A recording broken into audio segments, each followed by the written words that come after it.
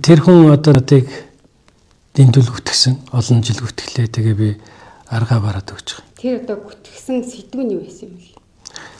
Лоурчин хулгайч гэсэн мэт. Тэгээ тэрийг нь нотлогч байгаа юм.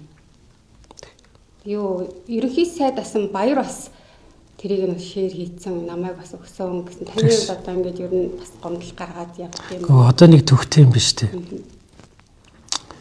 Ч одоо ингэ л нэг гадуур гарч байгаа мэдээллүүдийг бол гайхаж байгаа юм. Хин нүн яриад байгаа хин худлаа яриад байгаа мэдэхгүй байгаа зү. Тийм ээ? Хэдэн зуун сая доллар, хэдэн зуун тэрбум асуудал.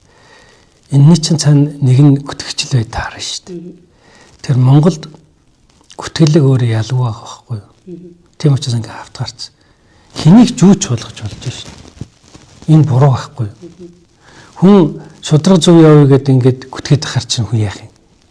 Ялгаагүй юм байна гэж хүн бодно шүү дээ. Зүв яваад ялгаагүй юм байна гэж. Таны гарын үсэгтээ нэг баримт байсан шүү дээ. 5 толгойн цэглэгээ станц юм доо.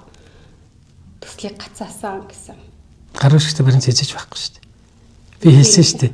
Хэрвээ надыг одоо сайдаар ажиллаж байгаа үед би ямар нэг шийдвэр гаргаж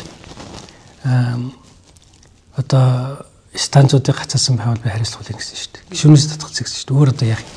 5 толгойг бол би бүр өөрөө харин одоо хөөцөлж явсан юм байхгүй. 5 толгой станцыг шүү дээ.